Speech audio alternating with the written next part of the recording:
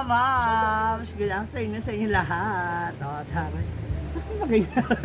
They're just showing to them my my beautiful shoulder because only Bella touches us. Oh, damage yours. Brand damage. Ayan, of course, obviously kasama natin ngayon si Maring Mar. Ayan, para naman sa ating panibagong tanungan. Kasama ng iba natin mga social climbers. Si Maring Mar na look tomboy today. Bakit? Because of my hair. Maganda naman na, okay naman Parang siya. ako tomboy. Hindi But it's okay. Kaysa naman iparibad mo na naman. Parang nuno na naman yung kamukha ko. Yan! Ito na. Style may kamukha. Pumili na Ano ba tayo. yan? Pumili ka na ng 7 lucky question mo. Then, A question? Akala ko raffle to. I thought it's raffle. Ito naman, may pa-preview agad. Dali, 7. Ano ba to? I'm not ready. Guys, this is impromptu. I'm not ready. I'm not ready. So, whatever my answer 7. is, Kasi kung ano yung opinion depends mo. on my opinion. The opinion of And the views. of The guest. Maring Mar doesn't reflect on my intelligence Wala ka nalaman sa utak mo. and on my degree. May degree agad. Degree, mga blood pressure degree. Yan. Okay, so may 7 na siya. So itong mga tanong na to, pwede mong sagutin, pwede hindi. Pwede ka mag-pass if you want. So pwede ka kumuha ng Okay, pass. Agad-agad. Lahat! I-pass na para wala na. Charot na. Okay. Andito na ang iyong unang tanong. Oh my God, first question. Bakit ito sa'yo? Huh? How Hindi ko ba how did you overcome a very difficult situation in school? Kaya ako nasabi kasi, diba, nakwento ko na ito sa akin before, pero gusto ko lang, yes. How did you overcome a very difficult situation in school? Well, living in the slum of Cagayan de Oh! Oro. Katriona, inaano ka ba? Overcome difficult kasi one of my personalities talaga ni Maring Mar is parang nandun yung leadership ba. So sa pagiging leadership ko, talagang nandun ang broad ko. Example, parang nasanay na ako ba na if I will overcome some challenges or difficulties, talagang nandun yung pagiging leader ko. So ano lang siya, teamwork lang talaga yung lead for me, teamwork. Kasi if I can't handle that alone, I need to ask help from my friends, from my classmates. Ano ba yung mahirap na sitwasyon na napagdaanan mo o naranasan mo during your school? So siguro during our school there is a big project in our section ba na we need to come if fundraising na para daw yung parang project na it's coming from our batch, it's coming from our section na talagang matatak doon sa amin. So, I came to the idea, talagang it's very difficult to us kasi we don't have money we don't have income. Kasi we're still students. So, we are still dependent on our parents, finances, yon. So, I came to idea na parang parang nabasa nakasettle kami for something like that.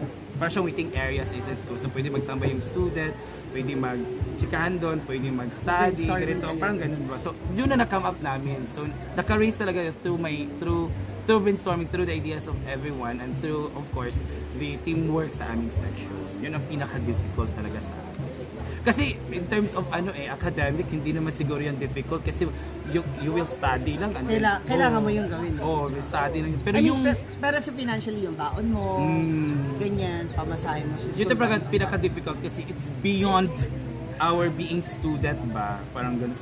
Ano ba ito? Kasi diba sabi mo growing up wala naman yung parents. Wala. So, nandun ka sa mga foster Families, parents, mga families. So, at least, may diskarte. Diskarte talaga. Okay, ito na. Taray. How do you spend a holiday? Friends. Kasi growing up without family talaga, without biological parents, most of my holidays I spend it with my friends. Kasi, pero, di ba, kung holiday natin sa atin sa school, di ba, kay parang bakasyon. Pero most of the time, na-spend ko ito through doing household chores. Yun talaga, dapat pagtrabaho ka muna bago ka umalis. So, pero yun, ligo ng ilog, yun talaga yung mga mga spent holidays namin, banding namin. Okay, eto na, speaking, kasi sabi mo lang kanina, are you contented with the way you look and why? Ako, of course! Of course, may kasabihan talagang walang makakatanggap sa iyo. You can't please everyone kasi wala makakatanggap except yourself. So sa self-talk, I'm very contented kasi I will not be Marimar if I change something. No, I won't be Melmar sa paningin ng kararamihan o especially sa mga close friends ko if I change something. So Kunyari lang, mabibigyan ka ng pagkakataon. Palito. no. I won't For accept free. nothing. No. Ayaw. Ipapariban yung buhok mo. Enhancements is good, pero change is not. Diba? Sorry. Diba enhancement is good, pero kung i-change talaga, parang no. Enhancement lang. Iba si Marimar sumagot ha, beauty queen. Okay, eto na. Do you view love as an emotional feeling or a duty? Process ka. Ganito siya, if you love, it's a process. First process in loving talaga is the emotional feeling. Kasi without that, you can't say that is love or everything. Kasi love starts with a sparks di ba? Dapat may sparks each other. Maramdaman mo. So feeling yun. So after that, it becomes a duty. If you invested already, na para bang love is parang tinutuhanan mo na, that's duty already. Pinanindigan Niya. Yun, duty na yun. Aray mo ah. Parang next time mas marami akong nakikitang other personality mo. Eto, meron pang isa. Ikaw rin to. 4, charot. What makes you inspired to do something? I really believe the word motivation. You won't move forward kung hindi ka motivated. So you need to have motivation para magawa mo yung isang bagay.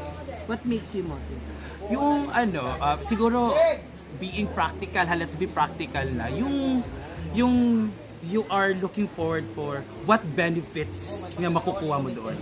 No? So kung yung benefits na makukuha mo doon will benefit you a lot, then that's motivation. If you have that motivation, you will do that specific thing. Specifically, ginagawa natin. Oh, yeah, di ba? It benefited us financially, So, Tapos bonus na marami ka pa makikilala ng ibang tao. perfect yun. Sorry mo ha. Di ba? Mas madaldal yung guest ko ngayon kaysa sa akin. That's good. Okay, eto. What are some things you feel irritated with? Ikaw rin to. Madalas ka rin ito. Hindi, ano yung feeling na dapat ka Di ba? Lubi namin akong bato. akala ko rin bato, sira ulo ka. Patay na niyo. What are some things you feel irritated with? Saan ka naiirita? Kasi ako, naiirita talaga sa noise. Huh? Yung maingay. Kasi ka maingay ka na. Maingay ako. Pero, Tapos may maingay pa. Oo, hindi. Kasi ako, I admit it na maingay ako. Pero, yung iba yung maingay na responsible kaysa maingay na hindi responsible. So maingay tayo, but let's be responsible na yung to the point hindi tayo makakistorba sa others. Nag-inita talaga maingay. Like example, most of the time if we have nandito na tayo sa resting point ng ating karong rest time ba? O kapag maingay, di ba? Gumaganon. Kaya nga ako, yung room ko nasa taas kasi ayaw ko maka-istorbo at ayaw ko ma-istorbo.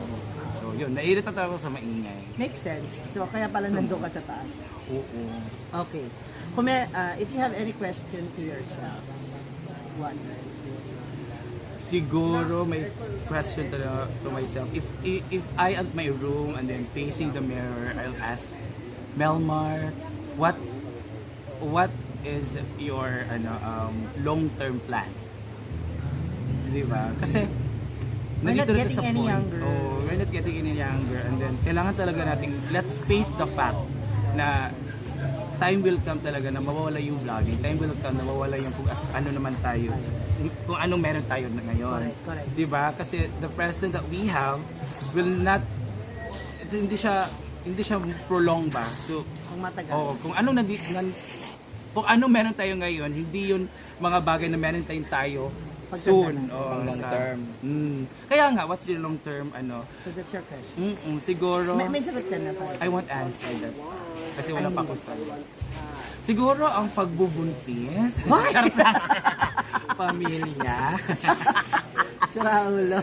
So that's your 7th question.